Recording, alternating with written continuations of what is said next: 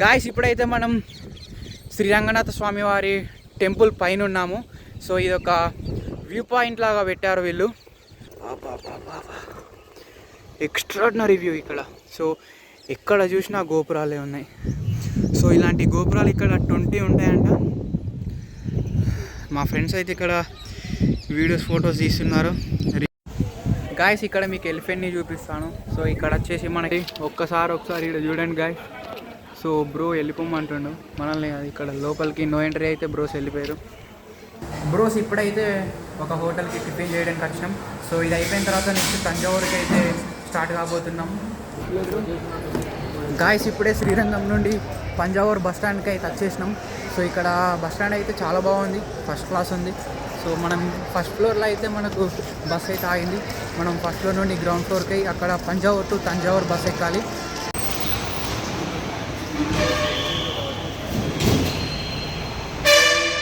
Guys ఇప్పుడే శ్రీరంగం నుండి తంజావూరు వచ్చాము. సో ఇక్కడ మీకు ఒకసారి ఎంట్రన్స్ చూపి.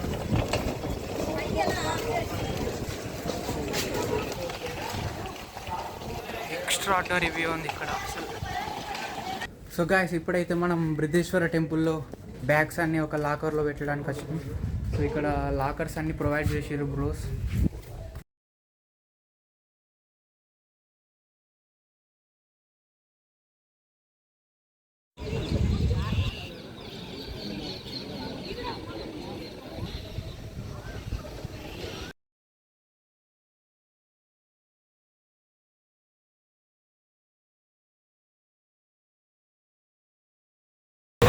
గాయస్ ఇప్పుడే మనం మదురైకి అయితే వచ్చేసినాం. సో ఇక్కడ రూమ్స్ బుక్ చేసుకున్నాం. సో ఇదే మన హోటల్. సో మనం సెకండ్ ఫ్లోర్కి అయితే వెళ్ళబోతున్నాం. సో ఇక్కడ రూమ్స్ అయితే చాలా బాగున్నాయి, అంబియన్స్ అంతా పర్ఫెక్ట్. గాయస్ ఇప్పుడైతే మనం మదురైలో ఫ్రెష్ అప్ అయ్యి డిన్నర్ చేయడానికి అయితే వెళ్తున్నాం. సో ఇక్కడ ఫేమస్ వచ్చేసి పంజాబీ దాబా అంట. ఏం ఫ్లాష్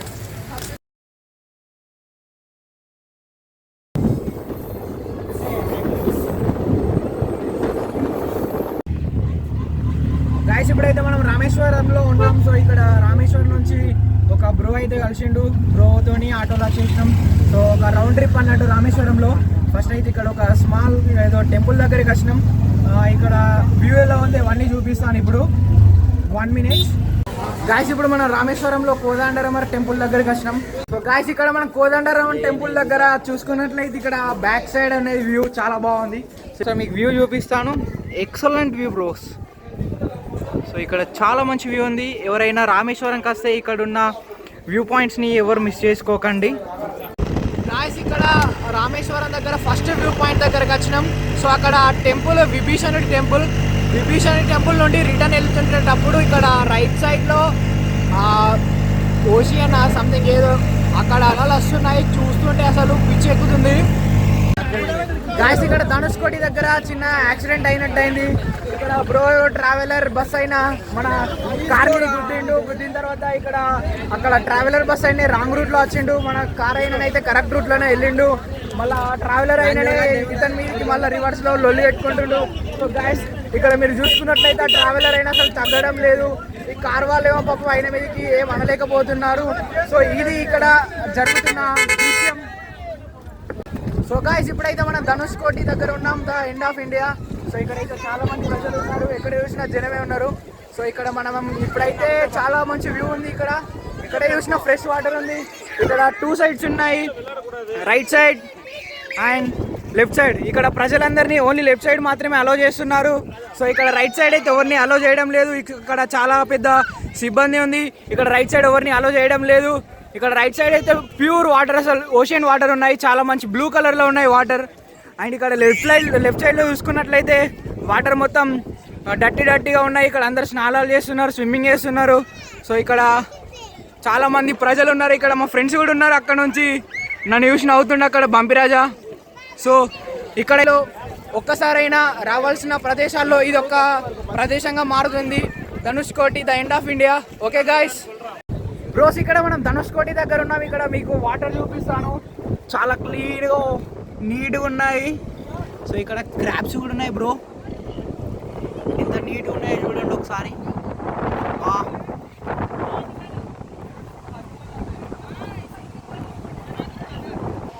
ఎప్పుడైనా ధనుష్కోటి వస్తే ఇక్కడ ఎండ్ ఆఫ్ ఇండియాకి అయితే రావడం మాత్రం మర్చిపోకండి. ఇక్కడ ఎక్సలెంట్ వ్యూ ఉంది బ్రదర్స్.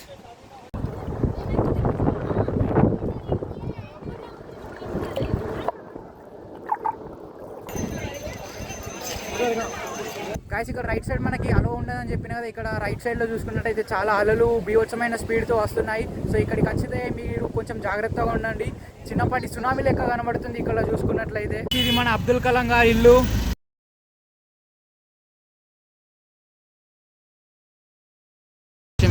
సో ఇక్కడ ఏముందంటే doctor APJ Abdul Kalam international foundation machine of life gallery. ఇప్పుడు మనం ఇండియన్ ఓషన్ దగ్గర అవుతున్నాము. ఇక్కడ చాలా పెద్ద పెద్ద అలలు వస్తున్నాయి. సో ఇక్కడ చూడడానికి మాత్రం చాలా ఆనందంగా ఉంది. సో ఎప్పుడైనా మీరు ధనుష్కోటి దగ్గరికి వస్తే అదే మన ఎండ్ ఆఫ్ ఇండియా దగ్గరికి వెళ్ళేటప్పుడు రైట్ సైడ్లో ఉంటుంది ఈ వ్యూ. ఇది మన ఇండియన్ ఓషన్. సో ఇక్కడ వ్యూ మాత్రం చాలా అద్భుతంగా ఉంది.